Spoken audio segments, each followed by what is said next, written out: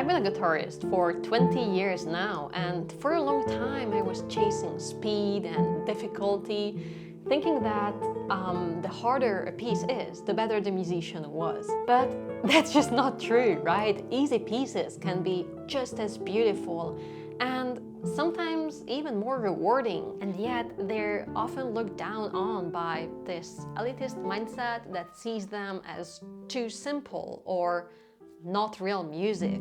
Take Spanish Romance, for example. It's a classic, right? Everybody loves it. I know you love it too. Admit it, I know you love it too.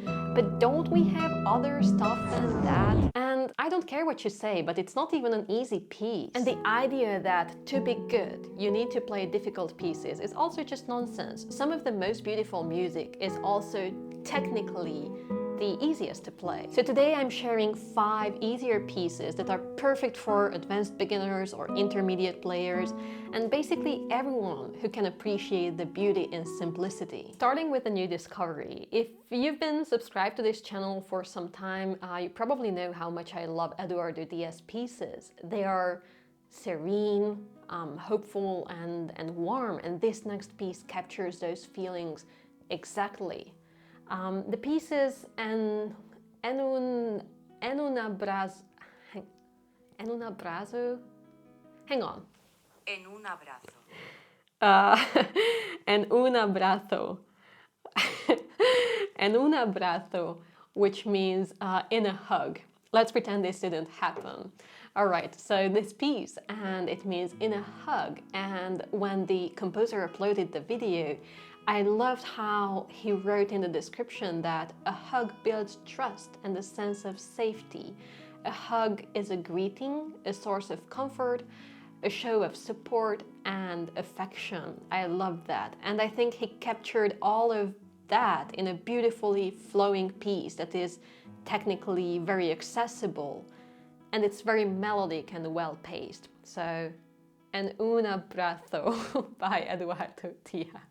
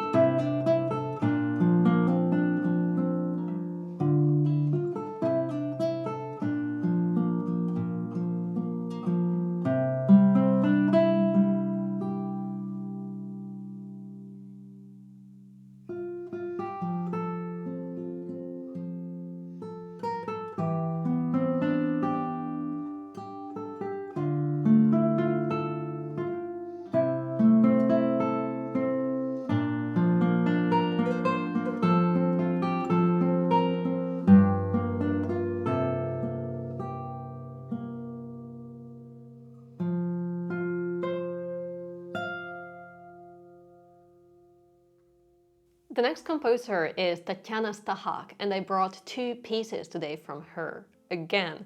And if you watch my first Easy Pieces collection video, you know that I have a huge collection of her work. And some of my favorites are her characteristic Etude, which has 2 parts, and also her valses, Invitation to the Waltz. And I will link everything in the description, since you can't really find these in digital form, I believe, but the publisher ships worldwide and really the quality is great, so I think it's worth having them in printed form. And I'm also going to link the digital sheet music that I can find down below. Okay, the first one is a waltz from Invitation to the Waltz, like I said, and this collection has many beautiful pieces, each with a completely different character, so it was nearly impossible to pick just one today. But I eventually decided to show you the one titled Vals on a Melancholic Note. And the reason for that is because I love how different the configuration and the picking pattern are in the A and B sections. So many easy waltzes don't have this kind of variety, and if you think about Calatayud waltz, for example, you have the same picking pattern through the whole piece, while this one gives you a little more depth and contrast, plus it also has a clear separation between melody and accompaniment, making it a great piece for practicing voicing.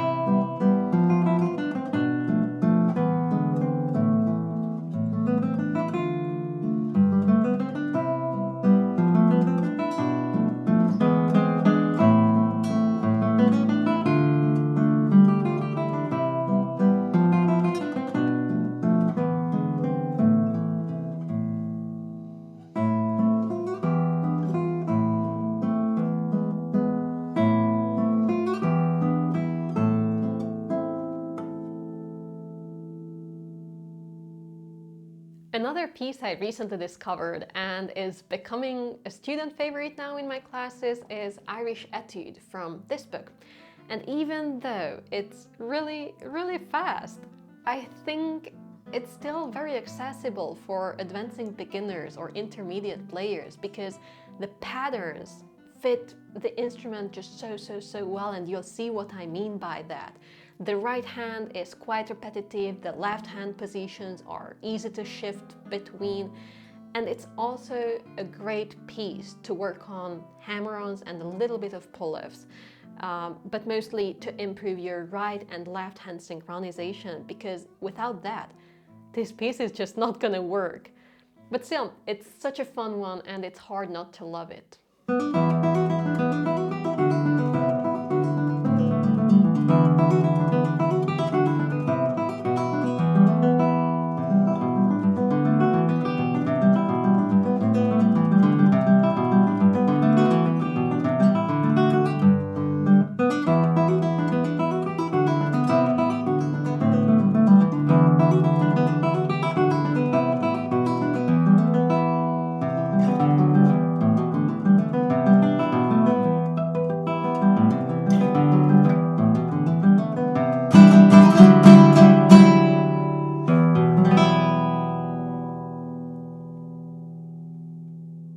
By the way, I put a lot of time into finding these pieces and making these videos, so please let me quickly mention that you can support my work on Patreon.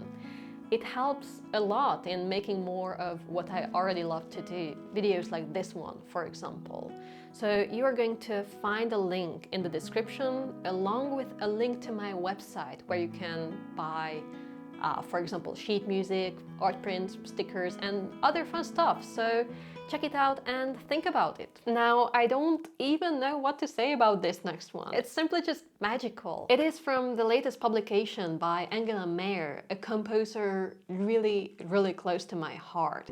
I played her piece titled Nowhere a while ago, and it even inspired me to create a little digital illustration that I'm just so happy with. And I think Angela has such a great sense of creating beautiful moods and textures with simple chords, and always writes amazing melodies. I love using her compositions for teaching because they have such a clear structure, making them easy to understand for even less experienced players. Oh, and I just realized I haven't even said the title of the piece. It's Serendipity by Mair.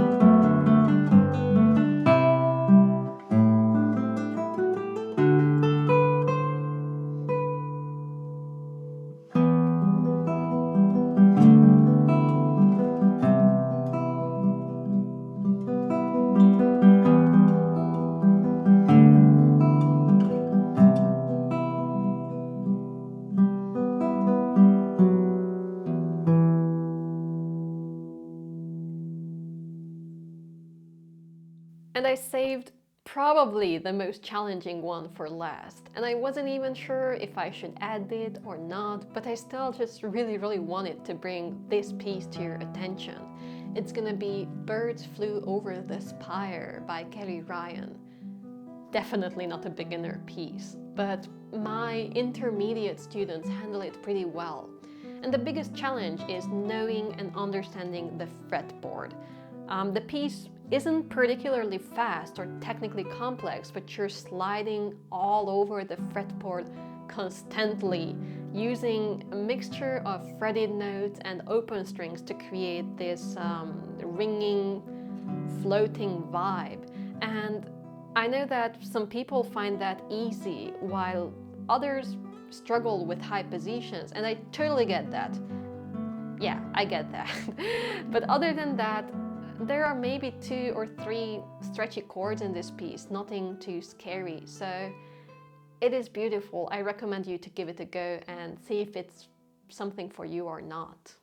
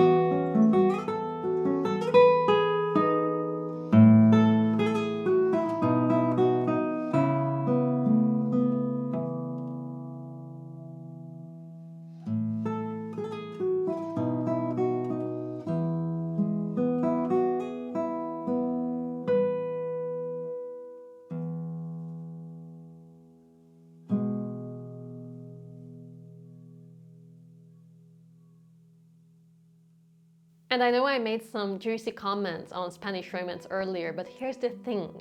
I think it's a fantastic piece. I play it all the time, but let's be real. It has some technical challenges that don't make it a great beginner piece, right? The positions and bars can be tricky, especially to figure it out alone. And that's exactly where most people get stuck and where they give up. That's exactly why I'm currently working on an online course that will teach you everything you need to know about this piece, Spanish Romance, in just 7 days. So you can build solid foundations and start playing it beautifully. It's still in progress, I'm working on it, but as soon as it's going to be available, you'll find the link in the description.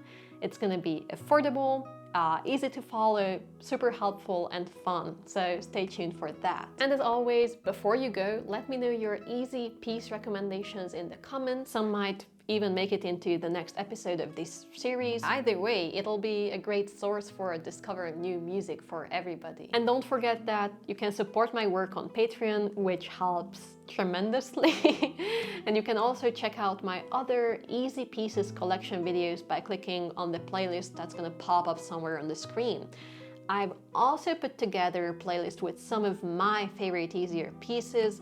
It's also going to pop up, so yeah, check it out, but you're going to find everything in the description too. And that's about it. All right, see you next week. Bye.